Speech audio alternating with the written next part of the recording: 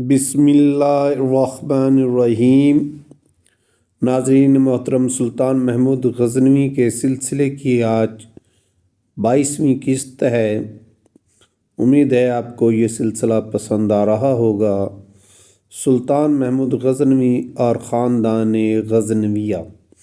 محمود غزنوی کے دوسرے حملے امیر ناصر الدین سبکتگین کے مرنے کے بعد امیر اسماعیل، جو کہ اس کا بڑا بیٹا تھا، اس کا جانشین ہوا اور اس نے چاہا کہ امیر محمود غزنوی کو میراث سے محروم کر دے، لیکن امیر محمود غزنوی اس پر غالب آیا اور باپ کا جانشین ہو گیا۔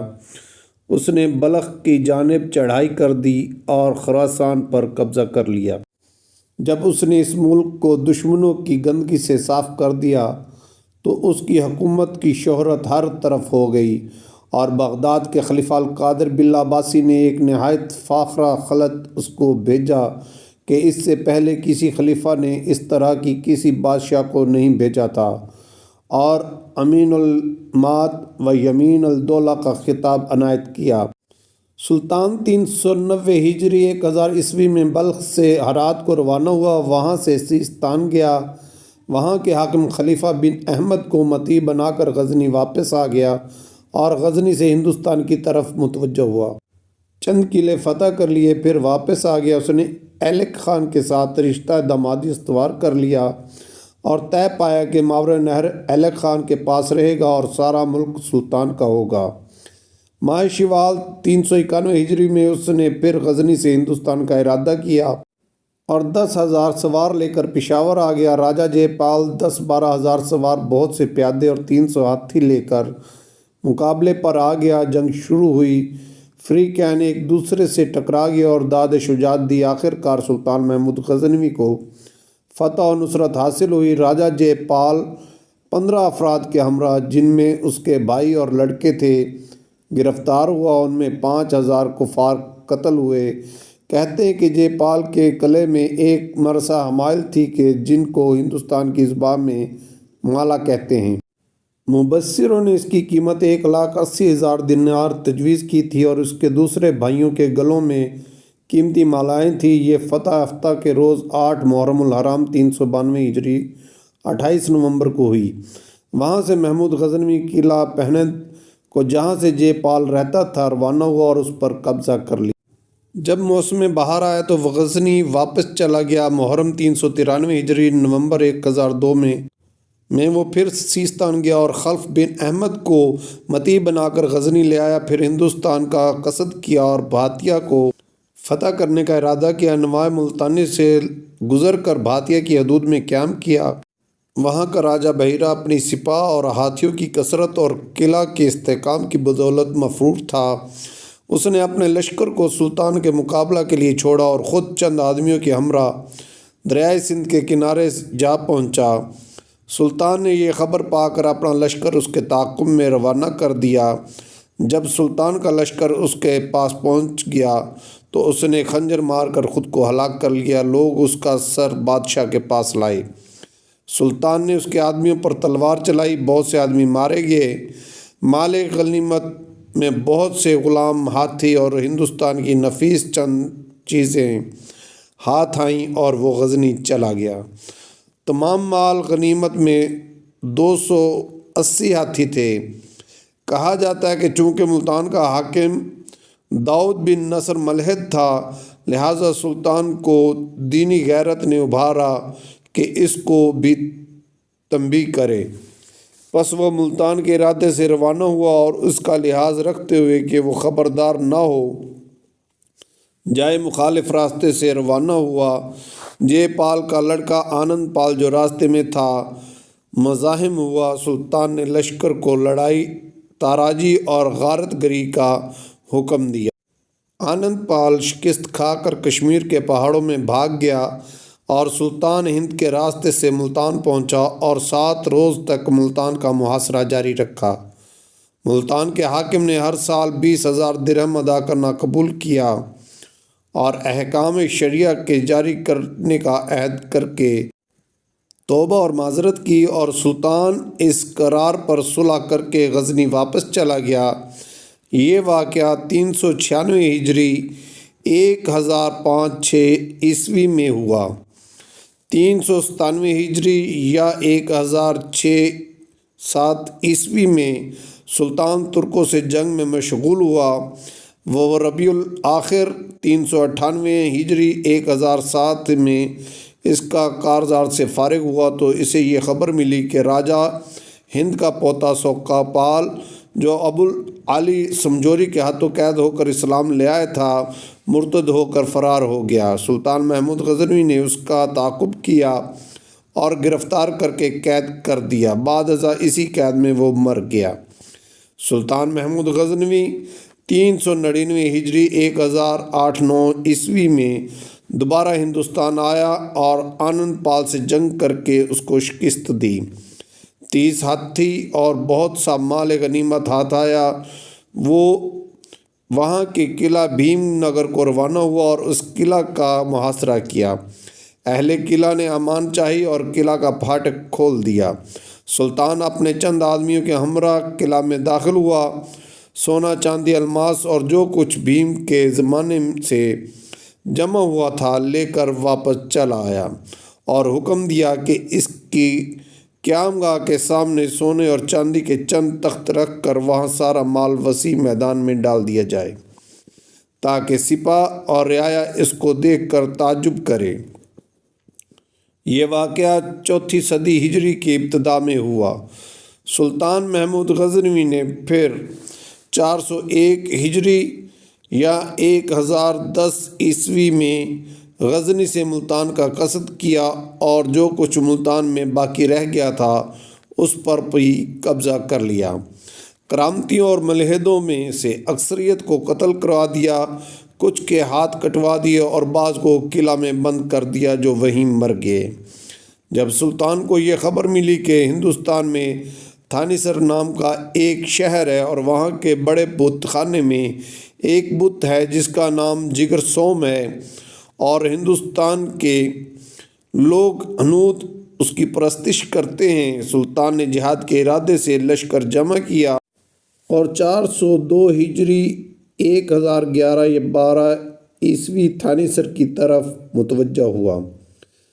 نروجے پال کو جب یہ خبر ملی تو اس نے اپنا ایلچی بھیجا اور پیغام ارسال کیا کہ اگر سلطان اپنے ارادے سے باز آ جائے تو میں 50 ہاتھی بطور پیشکش بھیجوں گا۔ سلطان نے اس پر توجہ نہ کی۔ جب وہ تھانیسر پہنچا تو پورے شہر کو خالی پایا۔ لشکریوں کو جو کچھ ملا وہ انہوں نے لوٹا، بتوں کو توڑا اور بت جگر سوم کو غزنی لے گیا۔ سلطان نے حکم دیا کہ اس بت کو شاہی محل کے سامنے ڈال دیا جائے تاکہ مخلوق کے پیروں تلے روندا جائے۔ سلطان نے 402 ہجری یا 1012 میں غرجستان کو فتح کر کے اس کے حاکم شار کو گرفتار کر لیا اور اسے اس سال کے آخر میں ابوالفارس بن بہاؤالدولہ اپنے بھائیوں کے غلبہ کی وجہ سے سلطان محمود غزنوی کی پناہ میں آ گیا۔ سلطان نے ان کو خطوط لکھے اور ان میں صلح ہو گئی۔ اسی سال عزیز مصر کا ایلچی کہ جس کو مہارتی کہتے تھے پہنچا۔ علماء اور فقہا نے سلطان سے کہا کہ یہ ایلچی کرامتا کا مذہب رکھتا ہے۔ سلطان نے اس کی تشہیر کرا کے اسے نکال دیا۔ 404 ہجری یا 1013 میں سلطان نے قلعہ نندنا پر جو کہ بالا ناتھ میں واقع ہے چڑھائی کر دی۔ نروجے پال نے تجربہ کار آدمی قلعے کی حفاظت کے لیے چھوڑے اور خود وہ درہ کشمیر میں داخل ہو گیا۔ سلطان نے نندنا پہنچ کر قلعہ کا محاصرہ کر لیا۔ قلعہ گری کا تمام مال و اسباب جمع کر کے نقب شروع کی۔ اہل قلعہ نے امان حاصل کر کے قلعہ سپرد کر دیا۔ سلطان اپنے چند خاص آدمیوں کے ہمراہ قلعہ میں داخل ہو گیا اور جو کچھ سامان وہاں تھا سب لے لیا اور سارخ کو وہاں کا کوتوال مقرر اور درہ کشمیر کے جانب رخ کیا۔ کیونکہ نروجے پال وہاں تھا، نروجے پال وہاں سے بھی فرار ہو گیا۔ سلطان اس درہ میں داخل ہوا تو بہت سے غلام، سونا اور مال غنیمت ہاتھ لگا۔ بہت سے کافروں کو دین اسلام میں داخل کیا، ان کو اسلام کی آئین سکھائے اور غزنی چلا گیا۔ 407 ہجری یا 1016 عیسوی میں اس نے کشمیر کا رخ کیا اور لوکاٹ کے قلعہ کا محاصرہ کر لیا۔ جب زیادہ عرصہ گزر گیا، آندھی، برف، سردی کی شدت ہو گئی اور کشمیریوں کو مدد پہنچ گئی تو سلطان نے قلعہ کا محاصرہ چھوڑ دیا اور بہار کے موسم میں غزنی چلا گیا۔ اسی سال ابو العباس بن مامو وارزم شاہ نے خوارزم سے ایک خط سلطان محمود غزنوی کو لکھ کر اس کی بہن کی خواہش کی تو سلطان نے اپنی بہن کو خوارزم بھیج دیا۔ 407 ہجری میں بدماشوں کی ایک جماعت نے ہجوم کر کے خوارزم پر چڑھائی کر دی اور اس کو قتل کر دیا۔ سلطان غزنی سے بلخ آیا اور وہاں سے خوارزم کا ارادہ کیا۔ جب خوارزم کی سرحد پہنچا تو اس نے محمد بن ابراہیم تائی کو لشکر کا مقدمت حبیش بنا کر پہلے روانہ کیا۔ جس وقت انہوں نے منزل کی اور صبح کی نماز میں مشغول ہوئے تو خمار تاش جو خوارزمیوں کا سپہ سالار تھا کمین گاہ سے نکلا اور ان پر حملہ آور ہوا۔ ایک کثیر جماعت کو قتل کر کے اس جمعیت کو منتشر کر دیا۔